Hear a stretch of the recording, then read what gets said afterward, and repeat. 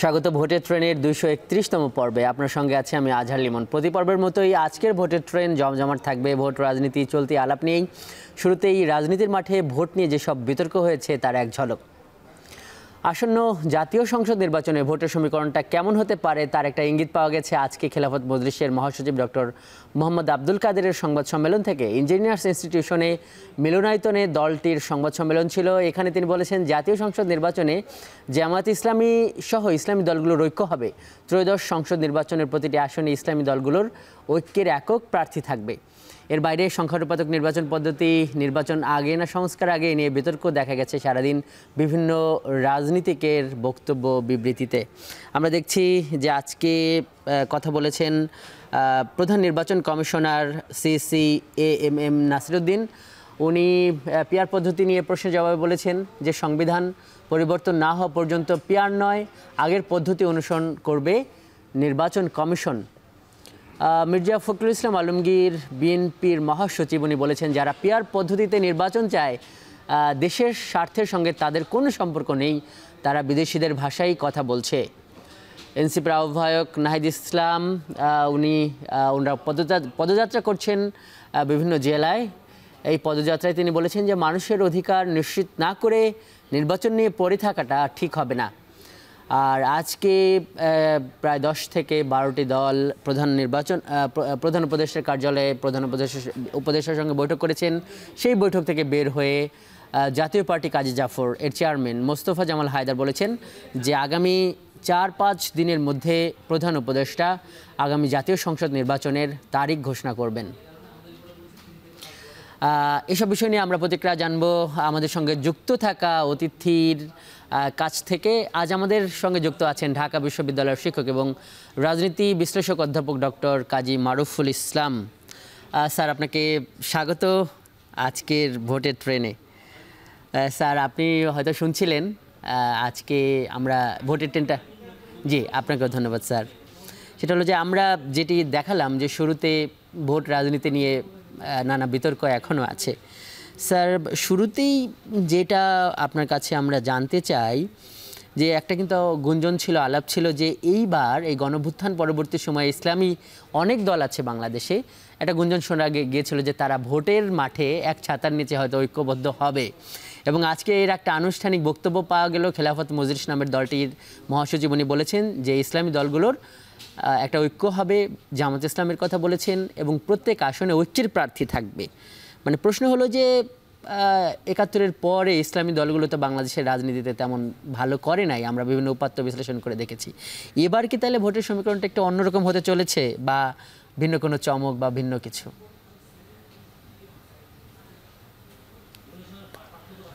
অনেক ধন্যবাদ আপনাকে। হ্যাঁ, আপনি দেখেন যে আগামী যে নির্বাচনটা হতে যাচ্ছে সেটার যে প্রেক্ষিত, সেটা একটা অসাধারণ একটা প্রেক্ষিত। অর্থাৎ এর আগে যে সমস্ত নির্বাচনগুলো হয়েছে যে প্রেক্ষিতে যে ধরনের একটা কনটেক্সটের মধ্যে আমরা কাজ করেছি, রাজনৈতিক দলগুলো কাজ করেছে, তার থেকে এই প্রেক্ষিতটা ভিন্ন। তো এই মুহূর্তে বাংলাদেশের রাজনীতিতে যে পক্ষগুলোকে আমরা দেখছি সেটা বিএনপি একটা বড় প্রধান রাজনৈতিক দল, এর সাথে আছে বাইরে আছে আর যে জামাত ইসলামী সহ ইসলামী অন্য যে দলগুলো এবং কিছু বামপন্থী দলগুলো এবং অন্য কিছু মধ্যপন্থী দলগুলো কাজ করছে, এনসিপিও আছে।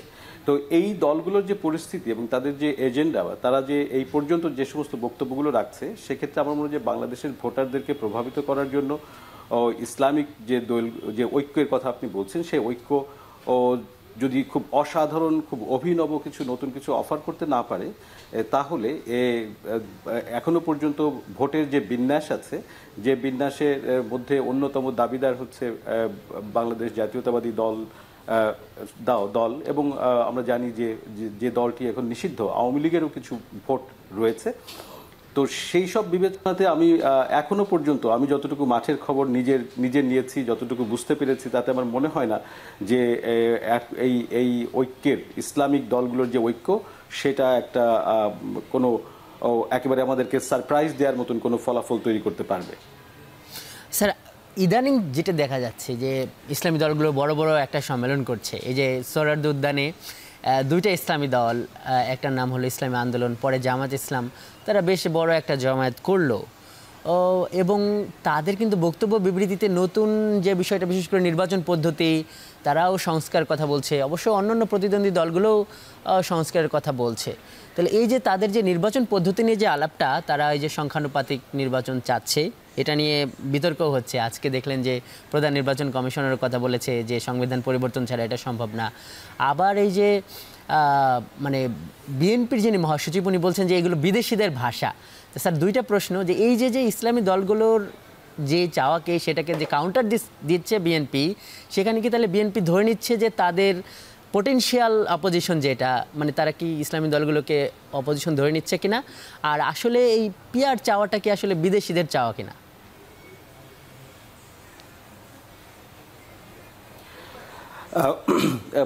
বিএনপির যিনি মহাসচিব, যার বরাতে আপনি উক্তিটা দিলেন, তিনি একজন প্রাজ্ঞ রাজনীতিবিদ, দীর্ঘদিনের অভিজ্ঞতা আছে। তবে যে বক্তব্যটি তিনি দিলেন সেটা তার, আমার মনে হয় না যে তার যে অভিজ্ঞতা এবং তার যে প্রজ্ঞা, তার পূর্ণ প্রতিফলন এখানে আছে। কারণ এই সংখ্যানুপাতিক যে ভোটের পদ্ধতি, সেটা বিভিন্নভাবে বিভিন্ন দেশে প্রচলিত আছে এবং সেটা বাংলাদেশের মতন দেশেও এটা প্রয়োগ করা সম্ভব, খুবই সম্ভব, এবং সম্ভবত এটা প্রয়োজনও। আমরা পিআর পদ্ধতির বিভিন্ন রকম ফের আছে, যেখানে আমরা বলেছিলাম বা অনেকেই দাবি করেছেন যে আমাদের যে নিম্নকক্ষ, সেই নিম্নকক্ষে এটা আমাদের যেমন যে এই যে ফার্স্ট পাস দ্য পোস্ট, অর্থাৎ যেটা প্রচলিত পদ্ধতির যে নির্বাচন, সেই নির্বাচনই হতে পারে, এবং এই নিম্নকক্ষে ভোট প্রাপ্তির হার অনুযায়ী উচ্চকক্ষে তৈরি হতে পারে।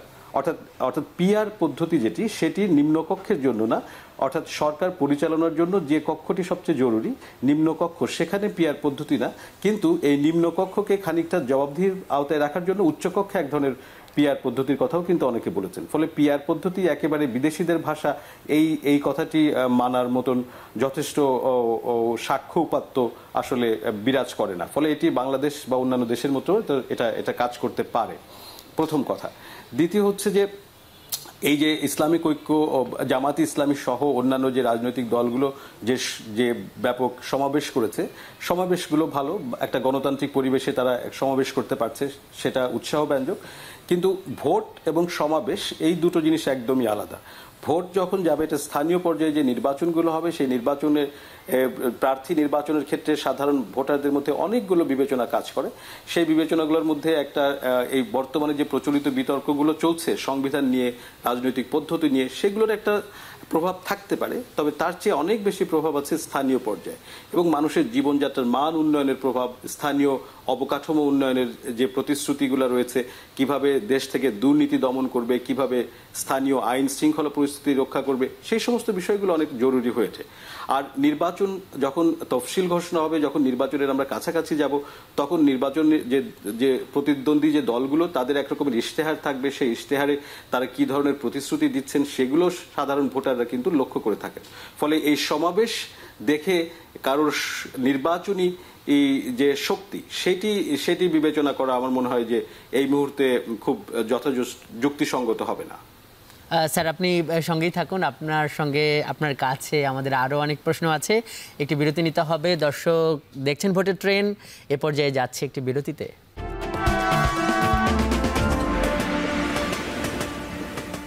বিরতির পর স্বাগত। দর্শক দেখছেন ভোটের ট্রেন। আজ আমাদের সঙ্গে যুক্ত আছেন ঢাকা বিশ্ববিদ্যালয়ের শিক্ষক এবং রাজনীতি বিশ্লেষক অধ্যাপক ডক্টর কাজী মারুফুল ইসলাম। স্যার, আমরা আলোচনা করছিলাম পিআর পদ্ধতি, এই নির্বাচন নিয়ে বিতর্ক, এইরকম বিষয়গুলো নিয়েই রাজনীতির মাঠে যেগুলো কথা হচ্ছে। স্যার, নিম্নকক্ষে পিআর তো অনেকগুলো দল চাইছে। আপনি যেহেতু রাজনীতি বিশ্লেষক, মানে নিম্নকক্ষে পিআরটার ব্যাপারেই বললাম যে বড় বড় সমাবেশ, আপনি বলেছেন যে সমাবেশ আর ভোটের মাঠ এক না, ওটা আমরা ওই আলোচনাটা ঠিক আছে, কিন্তু ওই যে যেটি বিভিন্ন দল যে চাইছে নিম্নকক্ষে পিআর, মানে এটার আসলে ভালো খারাপ দিকগুলো কি? এটা কি আসলে বাংলাদেশের প্রেক্ষাপটে মানে কতটা বাস্তব?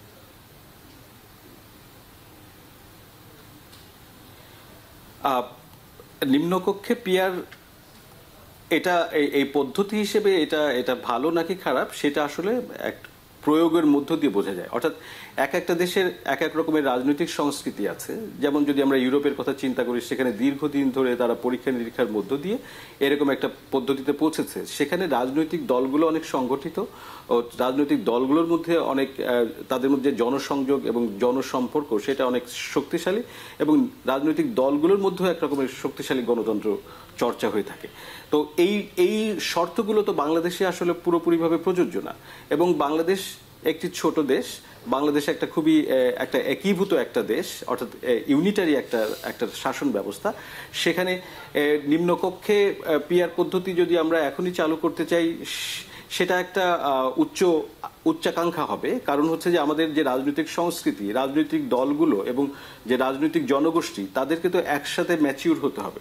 ফলে এই হঠাৎ করে যদি আমরা এই পর্যায়েই নিম্নকক্ষে আমরা এই সংখ্যানুপাতিক পদ্ধতি আমরা চালু করি, সেটা আসলে অনেক ক্ষেত্রে অসুবিধা তৈরি করতে পারে। বিশেষ করে রাজনৈতিক দলগুলো যখন প্রার্থী মনোনয়ন দেবে, যেহেতু প্রার্থী মনোনয়নের ব্যাপারটা রাজনৈতিক দলগুলোর হাতে চলে যায়, এবং রাজনৈতিক দলগুলো যেহেতু ভেতরে গণতন্ত্র নেই, সেখানে বিভিন্ন রকমের মনোনয়ন বাণিজ্য চলে। ফলে এই পর্যায়ে আমার মনে হয় যে নিম্নকক্ষে যদি আমরা পিআরে যাই, তাহলে এর যে ত্রুটিগুলো, সেই ত্রুটিগুলো সংশোধনের সুযোগ আমাদের থাকবে না।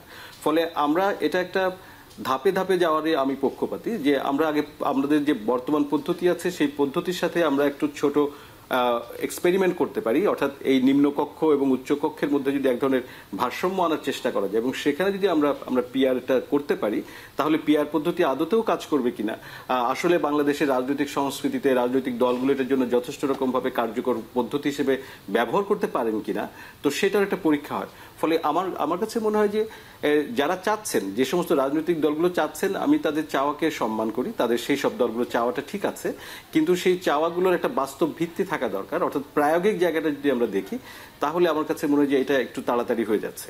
তবে রাজনৈতিক দলগুলো এটা চাওয়ার পিছনে কিন্তু আমাদেরকে একটা খেয়াল করতে হবে যে এখনো পর্যন্ত কিন্তু দলগুলোর মধ্যে একটা নেগোসিয়েশন চলছে, অর্থাৎ ন্যূনতম ঐক্যমত্যে পৌঁছানোর জন্য কিন্তু একটা বার্গেনিং চলছে।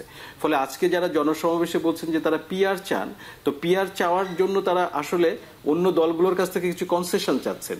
এই কনসেশনটা চাওয়ার ব্যাপারে আমি যখন চাইবো, তখন একটা বড় কিছু চাইবো, যেন অন্য দলটি, অর্থাৎ বাকিরা যেন আমাকে কিছু ছাড় দিয়ে একটা ন্যূনতম একটা ঐক্যমত্যে স্যার জায়গায় এইটা কি তাহলে উচ্চকক্ষে পিআরটা হোক, মানে এইটার মানে এই ছাড়টা কি ওই কারণেই, মানে এই চাপটাকে ওইখানে দেওয়া হচ্ছে?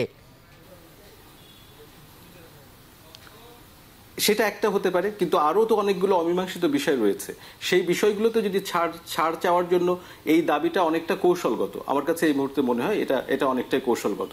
তবে বাংলাদেশের ভবিষ্যৎ রাজনীতি রচনার ক্ষেত্রে পিআর পদ্ধতিটাকে আমাদেরকে বিবেচনায় নিতে হবে, এবং এটাকে প্রয়োগ করে দেখতে হবে যে আসলে এটা আমরা কতটা কাজ করা যায়। কারণ আমাদের কাছে একটা এভিডেন্স কিন্তু আছে যে আমাদের প্রচলিত পদ্ধতি, অর্থাৎ এই যে ফার্স্ট পাস দ্য পোস্ট পদ্ধতিতে যে নির্বাচন হয়, সেই নির্বাচন পদ্ধতিতে যে সংসদ আমরা পেয়ে থাকি, সেই সংসদ যে ভালো কাজ করেনি তার তো প্রমাণ আমাদের কাছে আছে।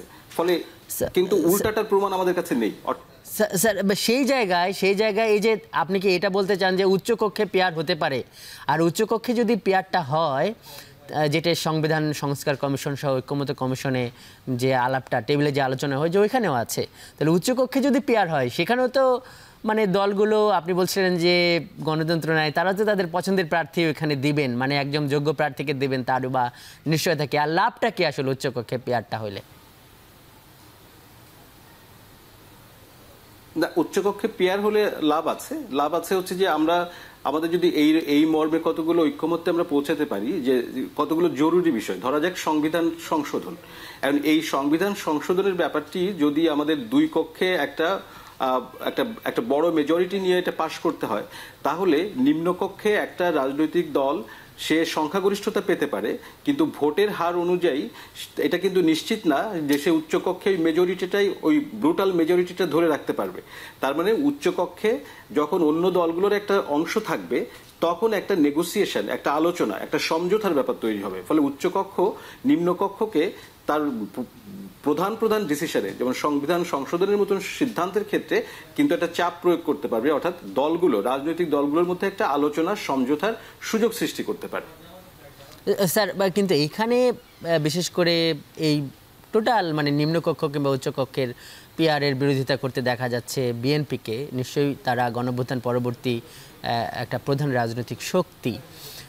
তারা এটা বলছে যে এই ধরনের যদি পিআর উচ্চকক্ষে হয়, এবং যেহেতু একটা চেক অ্যান্ড ব্যালেন্সের কথা বলা হচ্ছে, উচ্চকক্ষের হাতে অনেক কিছু থাকবে, সেখানে তাদের সরকার পরিচালনা কিংবা আইন পাস নতুন করে তারা যেই ব্যাপারগুলো চায়, তা একটা সরকারের তো একটা উইল থাকে, তো সেইগুলো করতে তারা বাধাগ্রস্ত হবে বিভিন্ন সময়। এই প্রশ্নের বা এই যে তাদের যে যুক্তি, এই যুক্তির ব্যাপারে আপনার পর্যবেক্ষণ কি, সেটি শুনবো, কিন্তু তার আগে যাবো একটি বিরতিতে। দর্শক দেখছেন ভোটের ট্রেন, এ পর্যায়ে যাচ্ছি আরও একটি বিরতিতে।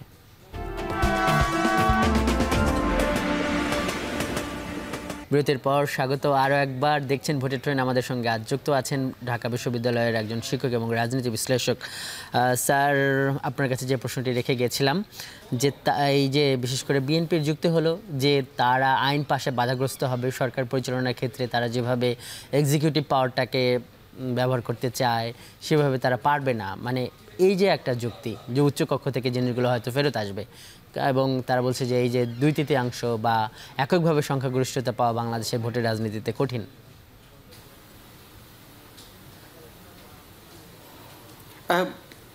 এটা দেখেন, মানে যে যুক্তিগুলো দেয়া হচ্ছে সেটা হচ্ছে অনেকটা রাজনৈতিক, অর্থাৎ এটা দেশের এবং জনগণের বিষয়টি কতটা গুরুত্ব দিয়ে বিবেচনা করা হচ্ছে সেটা নিয়ে প্রশ্ন দেখা দেয় এই প্রসঙ্গগুলো যখন আসে।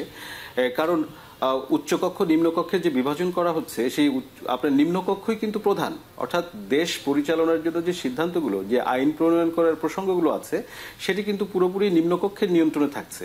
তো নিম্নকক্ষে যারা নিয়ন্ত্রণ করছে, যে দলটি সংখ্যাগরিষ্ঠতা পাচ্ছে, যে সরকার গঠন করছে, ফলে সরকার গঠন এবং সরকারের আইন প্রণয়নের যে কার্যক্রমগুলো আছে সেখানে তো কোনো বাধা তৈরি হচ্ছে না। কিন্তু বলা হচ্ছে যে সমস্ত খুব গুরুত্বপূর্ণ সিদ্ধান্ত, যেমন সংবিধান সংশোধন সহ আরো, যেমন সাংবিধানিক প্রতিষ্ঠানে যারা নিয়োগ পাবেন, এরকম কিছু ব্যক্তিদের নিয়োগের ব্যাপারে আমরা 2 কক্ষের শুনানির ব্যাপারের কথা বলছি। তো যদি সেগুলো যদি হয়, তো সেক্ষেত্রে কিন্তু অর্থাৎ সরকারের দৈনন্দিন পরিচালনা করা এবং সরকারের স্থিতিশীলতা রক্ষা করা, এবং সরকার মানে কোন একটি রাজনৈতিক দল যে ম্যান্ডেট দিয়ে তারা ক্ষমতায় যাবেন, সেই অর্থাৎ যে ইশতেহার প্রদান করে তারা জিতবেন কিংবা তারা সরকার গঠন করবেন, সেই ইশতেহার বাস্তবায়ন করার ক্ষেত্রে কিন্তু কোনো বাধা হওয়ার কথা না। এবং এটা তো ঠিকই যে আমরা যদি যে পদ্ধতির কথা আমি একটু বললাম, যে নিম্নকক্ষে দলগুলো যে অনুপাতে যে তাদের যে সংখ্যাগরিষ্ঠ যে ভোট পাবে, সেই ভোট পাওয়ার অনুপাতে যদি আমরা উচ্চকক্ষে থাকি, তাহলে উচ্চকক্ষেও কিন্তু নিম্নকক্ষের যিনি সংখ্যাগরিষ্ঠ দল, সে উচ্চকক্ষেও কিন্তু তার সংখ্যাগরিষ্ঠতা থাকবে। কিন্তু সংখ্যাগরিষ্ঠতার জায়গায় সেখানে তাকে খানিকটা শেয়ার করতে হবে, অর্থাৎ নিম্নকক্ষে যদি তার 2/3 মেজরিটি থাকে, উচ্চকক্ষে সেটা নাও থাকতে পারে। তাহলে এই উচ্চকক্ষে যদি না থাকে, তাহলে এই উচ্চকক্ষ কিংবা এই পিআর পদ্ধতিটা আমাদেরকে শুধু একটা জায়গাতে আমাদের গণতান্ত্রিক চর্চা একটা মান বৃদ্ধি করতে সক্ষম হয়, অর্থাৎ সে রাজনৈতিক দলগুলোর মধ্যে যে আলোচনা, অর্থাৎ আমরা যেটা দেখেছি যে উইনার্স টেক অল, অর্থাৎ যারা বিজয়ী হচ্ছে তারা সবকিছু নিয়ে নিচ্ছে, তাদের ওই দলের কথা দিয়েই সবকিছু হচ্ছে। এই জায়গাটাতে একটা আলোচনার, একটা সমঝোতার, অন্য দলগুলোর সঙ্গে শেয়ার করার একটা পদ্ধতি কেবলমাত্র তৈরি হতে পারে উচ্চকক্ষ। আপনার কি মনে হয় যে এই যে নেগোসিয়েশনগুলো চলছে, ঐক্যমত্য কমিশনের আলোচনা চলছে, শেষমেশ এই দলগুলো ঐক্যমত্য মানে উচ্চকক্ষে পিআরের ব্যাপারে তাহলে একমত হতে পারে, বা এরকম কোনো প্রজেকশন বা আপনার ধারণা কি, মানে এটা জরুরি কিনা রাজনীতি বিশ্লেষকের জায়গা থেকে? এটা জরুরি, আমি বলবো যে এটা জরুরি, কিন্তু এটা হবে কিনা সেই ব্যাপারে আমি বলতে পারি না। কারণ হচ্ছে যে আসলে যে বার্গেনিংটা চলছে, যে নেগোসিয়েশনটা চলছে, এখানে প্রত্যেকটা দল তার কাছে যে সমস্ত শক্তি আছে, তার কাছে যে রিসোর্স আছে, সেগুলো দিয়ে সে খেলার চেষ্টা করছে। ফলে বিএনপি যেহেতু একটা বড় দল, ফলে তার এই পুরো ঐক্যমত্যে থাকা না থাকা, রাজি হওয়া না হওয়ার সাথে যেহেতু ঐক্যের যে শক্তি সেটা অনেক অংশে নির্ভর করে, ফলে বিএনপির যে দাবি দাওয়া সেগুলোর একটা বড় রকমের প্রাধান্য তো অবশ্যই শেষ পর্যন্ত নেগোসিয়েশনের টেবিলে থাকবে। ফলে কিন্তু অন্যান্য দলগুলো যদি তাদের অবস্থানে শক্তিশালী থাকে, তাদের অবস্থানে